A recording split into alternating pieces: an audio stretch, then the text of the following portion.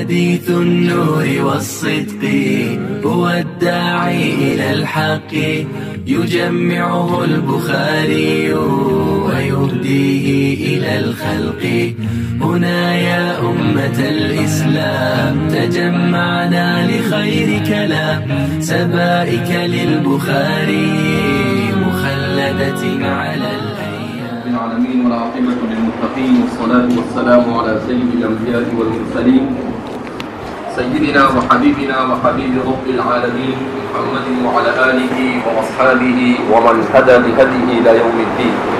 وبه قال حدثنا الحميدي قال حدثنا سفيان قال حدثنا يحيى بن سعيد الأنصاري قال أخبرني محمد بن إبراهيم التيمي أنه سمع علقمة بن وقاص الليثي يقول سمعت عمر بن الخطاب رضي الله عنه على المنبر يقول سمعت رسول الله صلی اللہ علیہ وسلم. اس حدیث کے سلسلے میں سب سے پہلے جیسا کہ کل کہا گیا تھا کہ اس حدیث کو خلیفہ ثانی امیر المؤمنین سیدنا حضرت عمر بن الخطاب رضی اللہ تعالی عنہ نے منبر رسول صلی اللہ علیہ وسلم پر بیان کیا. اس حدیث کے بارے میں آج سب سے پہلے یہ بیان کیا جائے گا کہ منبر کی تاریخ کیا ہے. دوسرے نمبر پر یہ بیان کیا جائے گا کہ اس حدیث کو کتنے صحابہ نے روایت کیا ہے اور اس حدیث کی روایت کے سلسلے میں محدثین اور ائمہ اصول فقہ نے کیا حکم لگایا. تو اس کے راویوں کی تعداد چاہے صحابہ ہو یا صحابہ کے بعد ہو وہ کتنی ہے، اور دوسرے نمبر پر اس پر حکم اصول فقہ کے اعتبار سے کیا لگایا گیا، اور تیسرے نمبر پر اس حدیث کا سبب ورود. تو ان تینوں چیزوں کو آج کے سبق میں سمیٹنے کی کوشش کریں گے انشاءاللہ. سب سے پہلے علی المنبر، تاریخ منبر رسول صلی اللہ علیہ وسلم. سیدنا حضرت عمر بن الخطاب رضی اللہ تعالی عنہ ایک مشہور اور معروف شخصیت ہے، ہر ایک اسے جانتا ہے. ادنا سے ادنا مسلمان بھی سیدنا حضرت عمر فاروق رضی اللہ تعالی عنہ سے واقف ہے. حضرات صحابہ میں نبی کریم صلی اللہ علیہ وسلم کے علوم سے مستفید ہونے والوں میں مرتبے اور رتبے کے اعتبار سے آپ کا دوسرا نمبر ہے. پہلا نمبر حضرت ابوبکر صدیق رضی اللہ تعالی عنہ. حضرت عمر رضی اللہ تعالی عنہ ان کا زمان خلافت تقریباً 12 سال رہا اور آپ کو شہید کر دیا گیا. فیروز ابو لولو اس نے آپ کو شہید کر دیا جب آپ فجر کی نماز پڑھا رہے تھے. اور پھر اس کے بعد آپ نے ایک شورا متعین کی اور اس شورا کے ذریعے سے سیدنا حضرت عثمان ابن عفان رضی اللہ تعالیٰ عنہ کو خلیفہ منتخب کیا گیا. آپ نے منبر رسول پر یہ حدیث بیان کی. تو منبر رسول صلی اللہ علیہ وسلم کی تعمیر کب ہوئی، کس نے کی؟ تو سب سے پہلے اس کی تعمیر کے سلسلے میں کہ منبر رسول کب بنایا گیا، تو دو طرح کی باتیں بیان کی جاتی ہے. ایک بات یہ بیان کی جاتی ہے کہ نبی کریم صلی اللہ علیہ وسلم کے لیے 2 منبر بنائے گئے. ابو داؤد شریف کی ایک روایت میں ہے وَبَنَيْنَا لَهُ دُكَّانًا مِّن طِينٍ، کہ ہم نے نبی کریم صلی اللہ علیہ وسلم کے لیے ایک چبوترا بنایا. دکان سے مراد یہاں پر چبوترا ہے. ایک اونچی جگہ بنائی، ایک تخت بنایا. تو اس روایت سے معلوم ہوتا ہے کہ آپ صلی اللہ علیہ وسلم کے لیے منبر سے پہلے ایک چبوترا بنایا گیا تھا جس پر بیٹھ کر آپ خطاب کیا کرتے تھے اور صحابہ کو نصیحت کیا کرتے تھے. اب منبر کب بنا؟ لکڑی کا. تو اس سلسلے میں ایک روایت کو طبقات ابن سعد میں بیان کیا گیا ہے کہ یہ منبر سن ہجری 7 میں بنا، اور ابن النجار نے سن ہجری 8 میں اس منبر کے بنائے جانے کی تعیین کی. علامہ انور شاہ کشمیری رحمۃ اللہ علیہ یہ فرماتے ہیں کہ منبر رسول صلی اللہ علیہ وسلم کے سلسلے میں اگرچہ طبقات سعد اور ابن نجار 7 اور 8 بیان کرتے ہیں، مگر جب تحقیق کی تو پتہ یہ چلتا ہے کہ آپ صلی اللہ علیہ وسلم کا یہ منبر واقع افک کے وقت موجود تھا، اور واقع افک یہ غزوہ بنی المصطلق کے وقت پیش آیا، اور غزوہ بنی المصطلق یہ سن ہجری 5 یا 6 میں ہوا. تو اس سے معلوم ہوتا ہے کہ 7 اور 8 کی جو بات کہی جا رہی ہے وہ صحیح نہیں ہے، بلکہ اس سے پہلے منبر موجود تھا. دیکھو ہمارے آخری دور کے علماء کس طریقے سے تحقیق کرتے ہیں. پھر اس کے بعد علامہ انور صاحب فرماتے ہیں کہ مزید جب میں نے تحقیق کی تو پتہ چلا کہ اللہ کے رسول صلی اللہ علیہ وسلم کا یہ منبر موجود تھا جب کعب ابن اشرف کو قتل کیا گیا،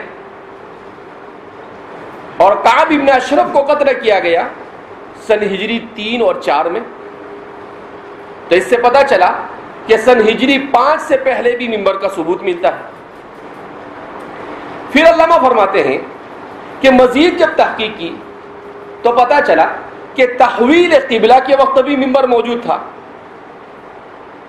اور تحویل قبلہ سن ہجری 2 میں ہوا. تو علامہ انور شاہ کشمیری فرماتے ہیں اس سے ایسا محسوس ہوتا ہے کہ یہ منبر کی جو 7 اور 8 ہجری کی تاریخ بیان کی جاتی ہے یہ صحیح نہیں، بلکہ یہ منبر سن ہجری 2 میں وجود میں آ چکا تھا. یہ علامہ انور شاہ کشمیری نور اللہ مرقدہ کی تحقیق. لیکن چونکہ اللہ رب العزت نے اس دین کی حفاظت کے لیے حیرت انگیز نظام بنایا، وفوق کل ذی علم علیم. عمدۃ المحققین اور خاتم المدققین حضرت مولانا یونس صاحب جونپوری نور اللہ مرقدہ فرماتے ہیں کہ میں نے علامہ کی اس تحقیق اور ابو داود کی اس روایت دونوں کو جمع کیا تو میں اس نتیجے پر پہنچا کہ علامہ انور شاہ کشمیری کو اشتباہ ہو گیا. بڑے لوگ ہیں، تحقیق کے طور پر بیان کر سکتے ہیں. وہ کہا علامہ لکڑی کے منبر اور دکان من تین کے درمیان تمیز نہیں کر سکے. اور پھر وہ فرماتے ہیں کہ جب میں نے تحقیق کی تو مجھے ایسا سمجھ میں آتا ہے کہ یہ منبر سن ہجری 7 میں بنایا ہوا ہے.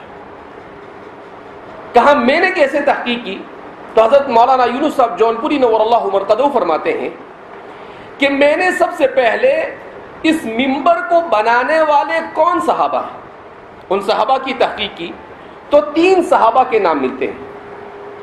ایک حضرت سہل ابن سعد، دوسرے ہے حضرت تمیم داری، اور تیسرے ہے حضرت عباس بن عبد المطلب.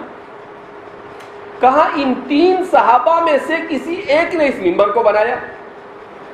تو میں نے تحقیق کی کہ ان 3 صحابہ میں سے سب سے پہلے تمیم داری یہ نبی کریم صلی اللہ علیہ وسلم کی خدمت اقدس میں کب حاضر ہوئے.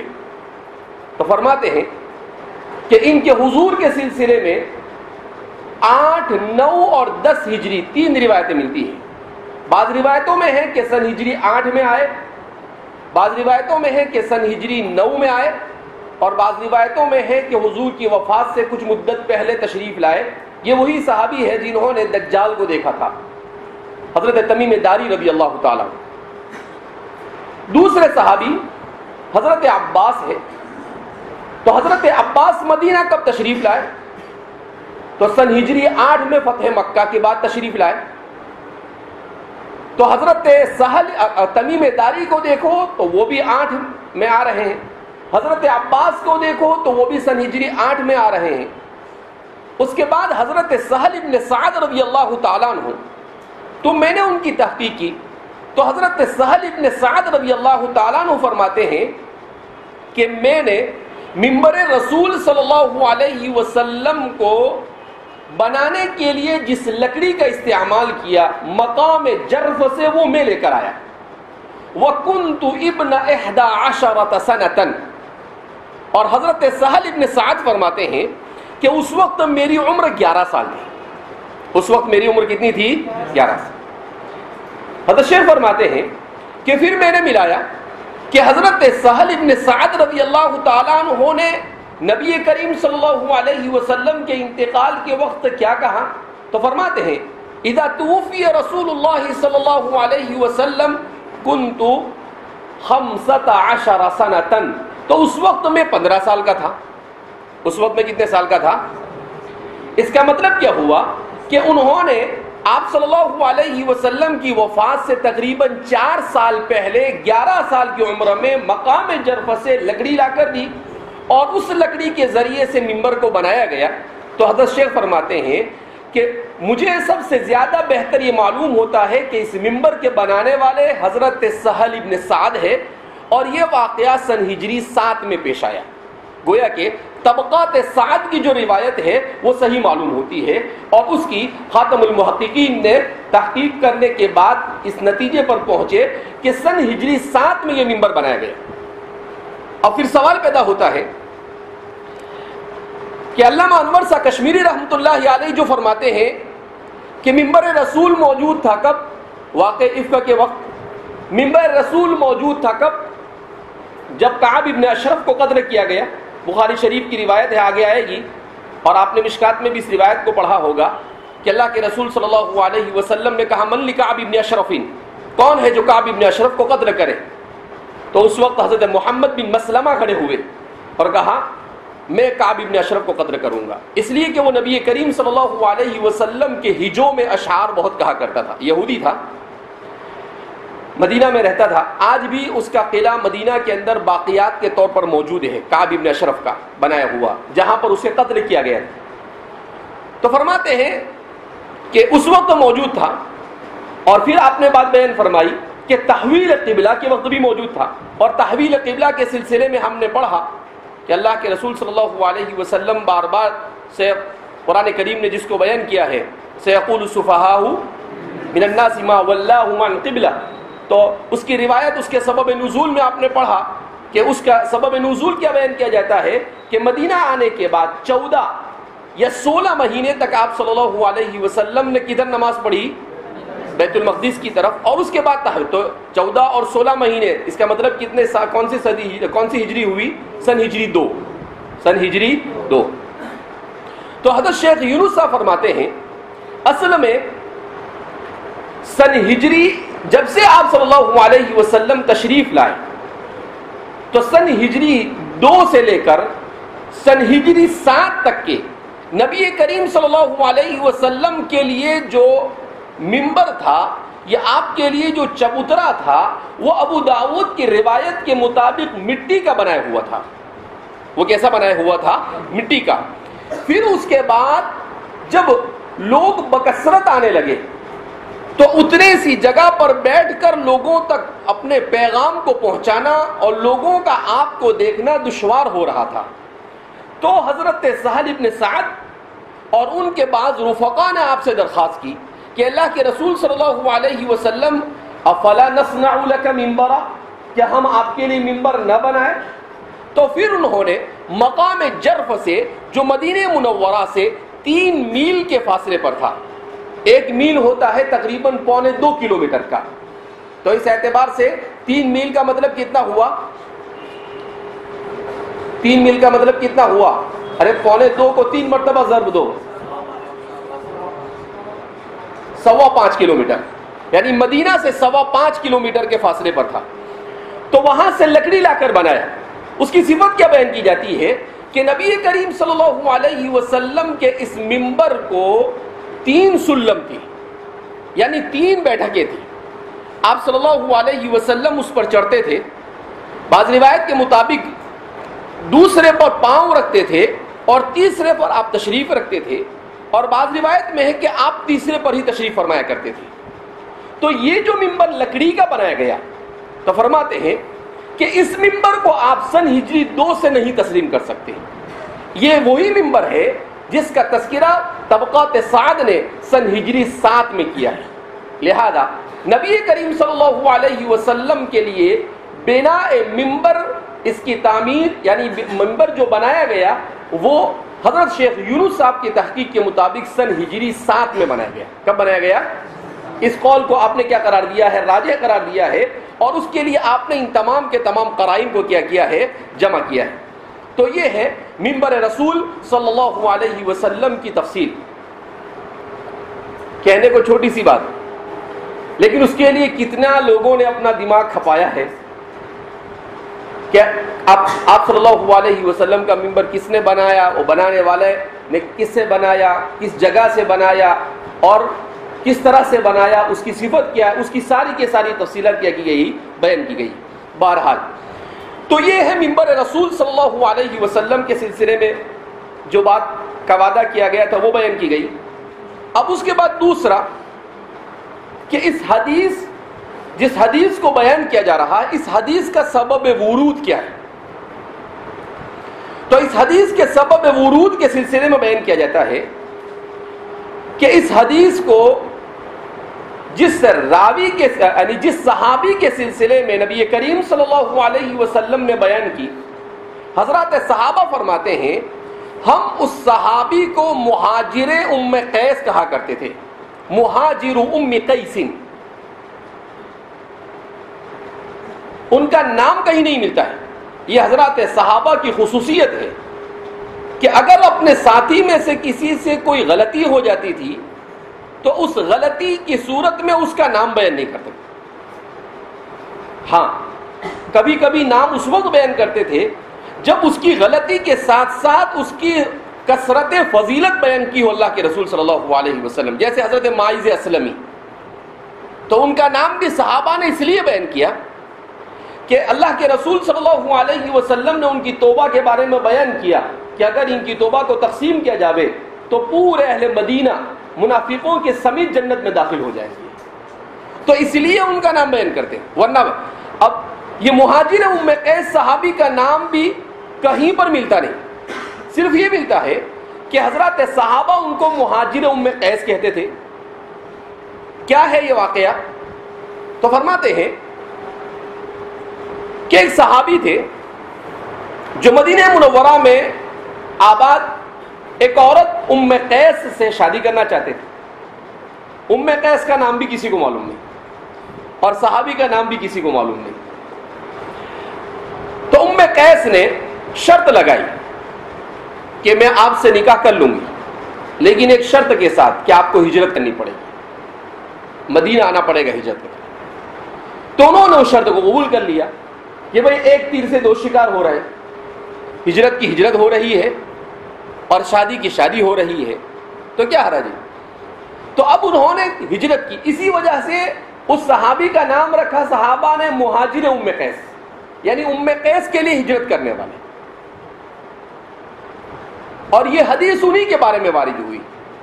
تو اسی وجہ سے فرماتے ہیں کہ اس حدیث میں آپ دیکھتے ہیں کہ اللہ کے رسول صلی اللہ علیہ وسلم نے بیان فرمایا فَهِجْرَتُهُ إِلَى مَا هَاجَرَ إِلَيْهِ، کہ اس کی ہجرت جس چیز کے لیے اس کے ہجرت. کیا مطلب کہ 2 in 1 کرنا چاہا انہوں نے، مگر وہ نہیں چلے گا، نیت میں نہیں چلے گا. تو فرماتے ہیں کہ چونکہ اصالتاً نیت ام قیس سے نکاح کی تھی اور متابعتاً ہجرت اس کے کہنے پر کی آپ نے، لہذا اصالت کا اعتبار کیا جائے گا کہ اصل ہجرت تو اس عورت کے لیے کی، نہ کہ نبی کریم صلی اللہ علیہ وسلم نے جیسا حکم دیا تھا اللہ کے کہنے کے مطابق اس طرح سے ہجرت کی. تو اس وجہ سے اس روایت کو اور اس کے جس صحابی کے سلسلے میں وارد ہوئی اس صحابی کو کیا کہا جاتا ہے؟ مہاجر ام قیس۔ تو فرماتے ہیں جب نبی کریم صلی اللہ علیہ وسلم کو اس کا علم ہوا تو آپ صلی اللہ علیہ وسلم مسجد نبوی میں تشریف لائے اور آپ نے لوگوں کو جمع کیا، اور جمع کرنے کے بعد آپ صلی اللہ علیہ وسلم نے کہا یا ایھا الناس۔ مسند احمد وغیرہ میں اسی طریقے سے اس روایت کو نقل کیا گیا ہے۔ تو لوگ آپ صلی اللہ علیہ وسلم کی طرف متوجہ ہوئے تو آپ صلی اللہ علیہ وسلم نے فرمایا یا ایھا الناس انما الاعمال بالنیات وانما لامرئ ما نوى فمن كانت هجرته الى دنيا يصيبها او الى امرأة ينكحها فهجرته الى ما هاجر اليه۔ تو فرماتے ہیں کہ یہ ہے اس حدیث کا سبب ورود۔ چلو اگرچہ ان کو مہاجر ام قیس کہا گیا، لیکن ان کی برکت سے اتنی عظیم روایت امت کو مل گئی۔ ان سے اگرچہ کیا ہوئی ہے، خطا ہوئی، چوک ہوئی، مگر وہ چوک نہ کرتے تو اس روایت کا ورود نہ ہوتا اور کوئی ذریعہ بن سکتا تھا، لیکن ہمارے لیے تو یہی ذریعہ بن گئے، لہذا ہمارے لیے تو یہ صحابی بھی کیا ہے؟ محسن ہے۔ فجزا اللہ عنا وعن امت محمد خیر الجزاء۔ لہذا ہم تو یہی کہیں گے کہ اگرچہ حضرات صحابہ ان کو کہتے تھے مہاجر ام قیس، لیکن ہم کہیں گے محسن امت، جب انہوں نے ان پر احسان کیا کہ کم سے کم ان کی برکت سے انما الاعمال بالنیات کی حدیث نبی کریم صلی اللہ علیہ وسلم کی زبان اقدس سے ادا ہوئی اور دین کی ایک بہت بڑی ضرورت کو کیا کیا گیا؟ پورا کیا گیا۔ اسی لیے کہتے ہیں کہ جو ہمارے یہاں مشہور ہے کہ بڑوں کی الٹی بھی سیدھی ہوتی ہے، بڑے جو ہوتے ہیں ان کی الٹی بھی کیا ہوتی ہے؟ سیدھی ہوتی ہے۔ تو یہ اسی کو کہتے ہیں، مہاجر ام قیس کے اس واقعے سے کیا ہوتا ہے؟ پتہ چلتا ہے۔ بہرحال اب اس کے بعد اس حدیث کو روایت کرنے والے صحابہ کی تعداد، اس حدیث کو روایت کرنے والے صحابہ کی تعداد 4 بیان کی جاتی ہے۔ ایک تو اس روایت کو حضرت علی نے بیان کیا ہے، دوسرا راویۃ الاسلام حضرت ابو ہریرہ، تیسرا حضرت عمر بن الخطاب رضی اللہ تعالیٰ عنہ، اور چوتھا حضرت انس بن مالک رضی اللہ تعالیٰ عنہ، اور پانچواں حضرت ابو سعید خدری رضی اللہ تعالیٰ عنہ۔ اس طرح سے 5 صحابہ نے اس روایت کو نقل کیا ہے۔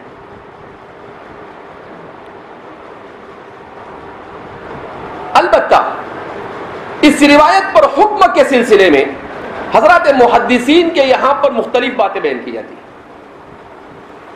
حضرات محدثین نے یہاں پر ایک تعجب کا اظہار یہ کیا ہے کہ اس روایت کو نبی کریم صلی اللہ علیہ وسلم نے منبر پر بیان کی، مگر یہ روایت حضرت عمر بن خطاب رضی اللہ تعالی عنہ سے تفرداً منقول ہے، اسی لیے سند کے اعتبار سے اس روایت کو غریب السند کہا جاتا ہے۔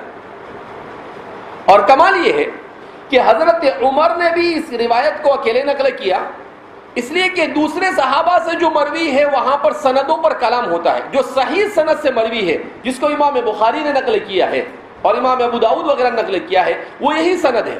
تو ان تمام صحیح سندوں میں صرف حضرت عمر اس روایت کو تفرد کے ساتھ بیان کرتے، اسانید صحیحہ کے ساتھ۔ اس کے بعد حضرت عمر سے سننے والوں میں بھی علقمہ ابن وقاص اللیثی منفرد ہے، حالانکہ حضرت عمر بن خطاب رضی اللہ تعالیٰ عنہ نے بھی اسے منبر پر بیان کیا، مگر اس کے باوجود اسانید صحیحہ کے اعتبار سے اس کے راویوں میں تفرد ہے علقمہ بن وقاص کو اس روایت کو نقل کرنے میں۔ پھر اس کے بعد اس روایت کو علقمہ بن ابی وقاص سے نقل کرنے میں روایت صحیح اسانید صحیحہ میں محمد بن ابراہیم التیمی بھی منفرد ہے۔ محمد بن ابراہیم التیمی بھی کیا ہے؟ منفرد ہے، ان کے علاوہ کسی اور سے روایت منقول نہیں۔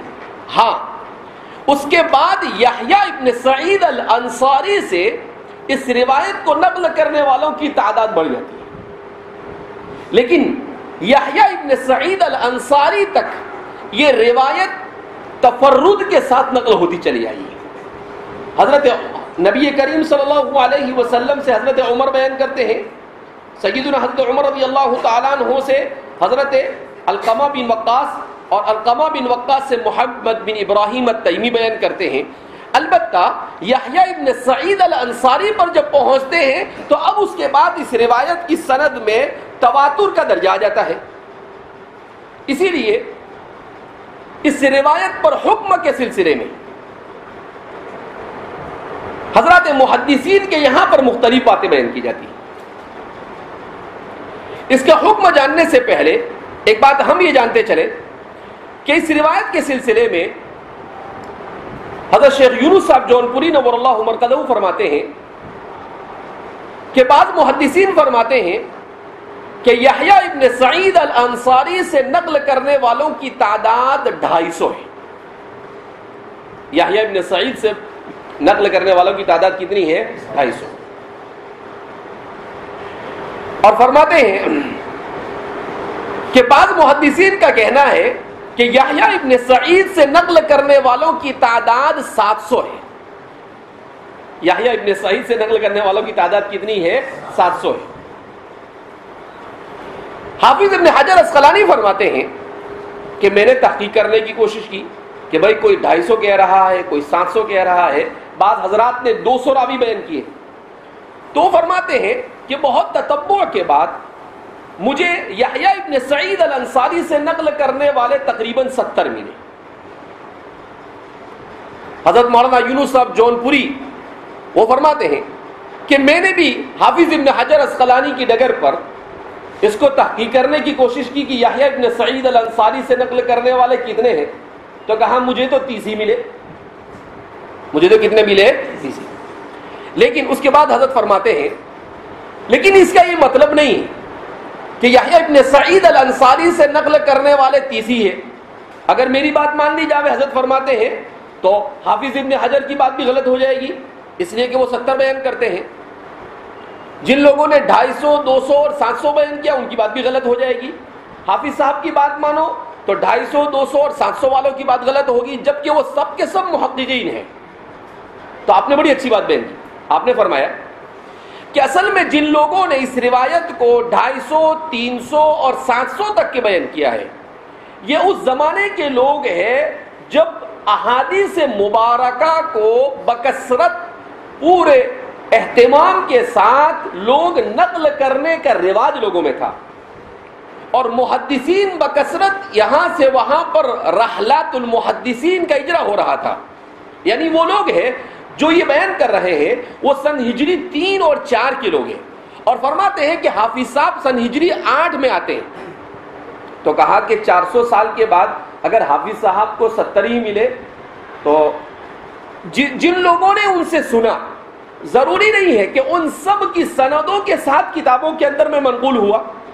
ہو سکتا ہے جو لوگ یحییٰ ابن سعید الانصاری کے عہد کے قریب سے گزرے ہیں، یعنی اس کے 50، 60، 70 سال کے بعد گزرے ہیں، جن لوگوں نے اس کا دعویٰ کیا ہے کثرت کا، تو ان کے زمانے تک اتنے سارے لوگ نقل کرتے چلے آئے، مگر جب کتابوں میں ان احادیث کو مندرج کیا گیا تو اس وقت وہ سارے کے سارے نقل کرنے والے کی بات نہیں آ سکی۔ اس وجہ سے ورنہ فرماتے ہیں کہ اس حدیث کو یحییٰ ابن سعید الانصاری کے بعد بیان کیا جاتا ہے کہ یہ حدیث تواتر کے درجے میں، کس کے درجے میں ہے؟ اب محدثین کے یہاں پر اس حدیث کا حکم کیا تو حضرات محدثین کے سلسلے میں بیان کیا جاتا ہے کہ حضرات محدثین کے اصول کے اعتبار سے اس حدیث کو خبر احاد میں سے شمار کیا جائے گا۔ کیوں؟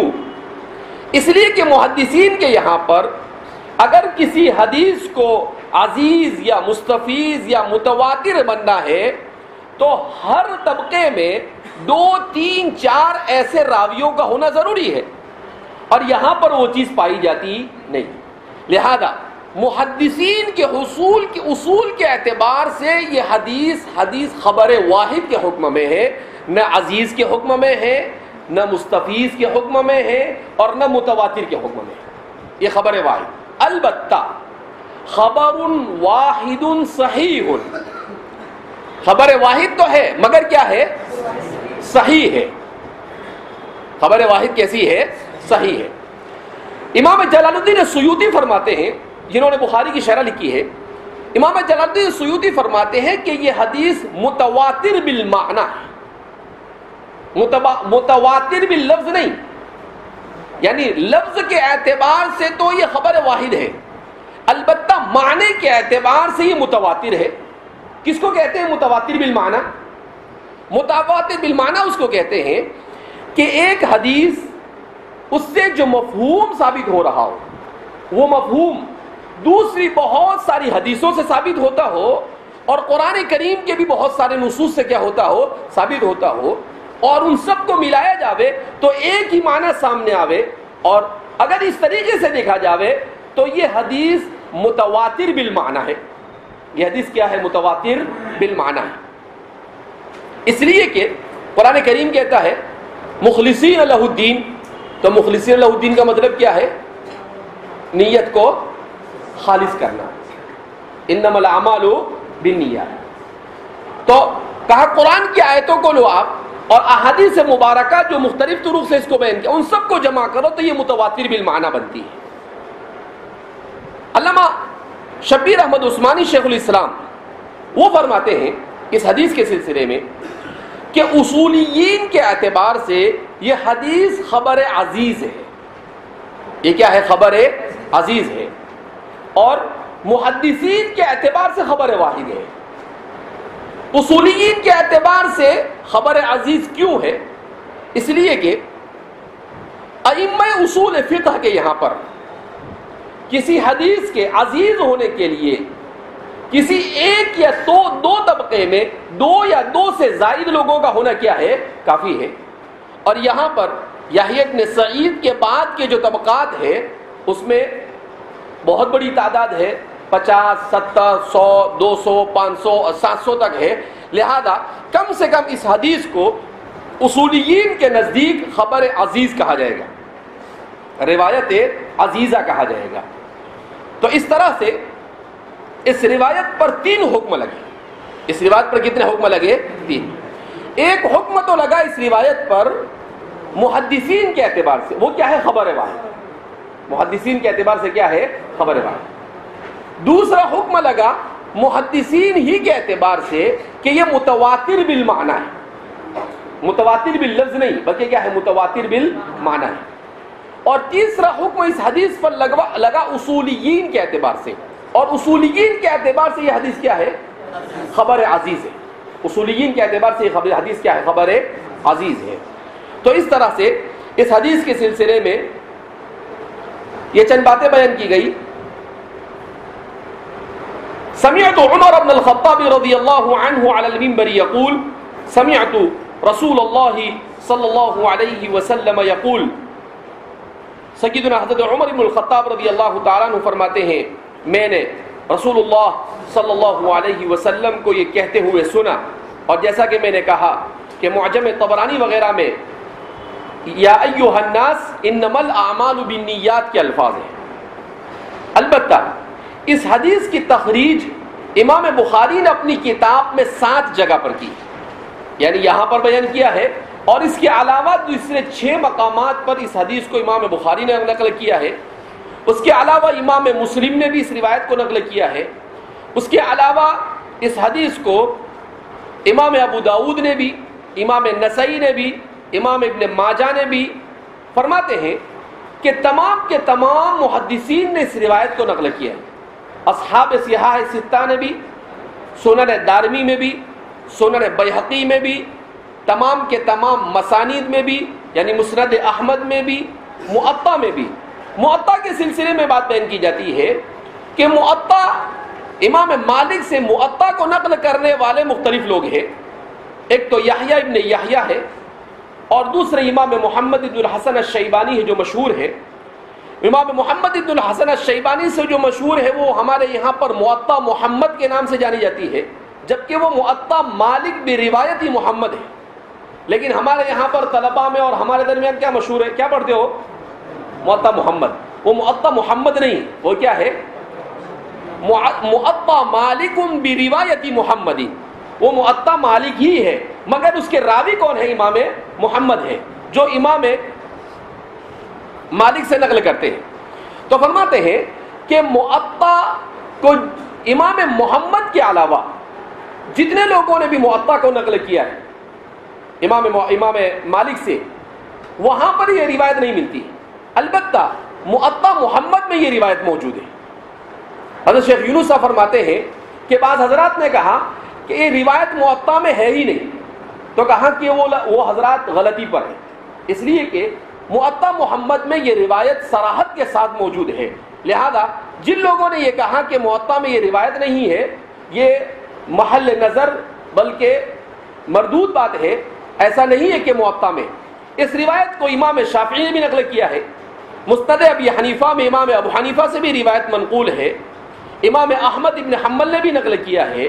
گویا کہ فقہاء اربعہ سے بھی یہ روایت مروی ہے، محدثین ستہ سے بھی یہ روایت مروی ہے، اور اس کے علاوہ جتنے بھی اصحاب المسانید، معاجم اور اصحاب السنن ہے، ان تمام کے تمام کے یہاں پر اس روایت کو کیا کیا گیا ہے، نقل کیا گیا. اب آپ حضرات کہیں کہ جب ساری دنیا کے محدثین اس روایت کو نقل کرتے ہیں، پھر آپ اس کو خبر واحد کیوں کہتے ہیں؟ ایک سوال ذہن میں آنا چاہیے کہ جب آپ اتنے سارے لوگوں کے نام لے رہے ہیں کہ سب لوگوں نے اس کو نقل کیا ہے، تو پھر اس کو آپ نے خبر واحد کیوں کہا؟ خبر واحد ہے، اس کے باوجود بھی کیا ہے یہ خبر؟ کیوں خبر واحد ہے؟ اس لیے کہ محدثین کے اصول کے اعتبار سے کسی بھی حدیث پر جو حکم لگایا جاتا ہے وہ سند کو دیکھ کر لگایا جاتا ہے. کس کو دیکھ کر لگایا جاتا ہے؟ سند. اور سند کے اعتبار سے صرف اتنا فرق ہوتا ہے کہ جو صاحب کتاب اپنی کتاب میں اس کو نقل کرتا ہے، اس کے شیخ اور اس کے بعد والے شیخ الگ ہوتے ہیں، ورنہ دوسرے سب کے سب ایک ہی ہوتے ہیں. یعنی یحییٰ ابن سعید الانصاری اور ان کے اپنے شیخ، تو یحییٰ ابن سعید الانصاری تک سب متفق ہیں. یعنی محمد ابن ابراہیم، علقمہ ابن وقاص اور عمر ابن الخطاب، یہ ساری روایتوں میں آ رہے ہیں. صرف یحییٰ ابن سعید کے بعد اس کے راوی میں کیا ہو رہا ہے؟ اضافہ ہو رہا ہے. تو وہی اضافہ دوسری کتابوں میں کیا ہو رہا ہے؟ ہمیں نظر آ رہا ہے. لہذا جو اصول بنایا گیا محدثین کا، اس اصول کی روشنی میں ہر طبقے میں 2 ہو تو اس کو عزیز کہتے ہیں، 3 ہو تو پھر صورت میں اسے مستفید، اور اس سے زیادہ ہو تو اسے متواتر کہا جاتا ہے. تو ہر طبقے میں وہ چیز نہیں پائی جا رہی ہے. لہذا اگر اس کے روایت کرنے والے 5000 بھی ہو تب بھی خبر واحد. کتنے ہو؟ 5000 بھی اگر مان لیے جاوے تب بھی یہ کیا ہے؟ خبر واحد ہے. ہاں، اگر نبی کریم صلی اللہ علیہ وسلم سے جو صحابہ نقل کر رہے ہیں ان کی تعداد بہت بڑی ہوتی، پھر صحابہ سے نقل کرنے والوں کی تعداد بہت بڑی ہوتی اور ان پر کوئی کلام نہ ہوتا. بات اچھے سے سننا، کیا بول رہا ہوں؟ ان پر کوئی کلام نہ ہوتا. کیوں؟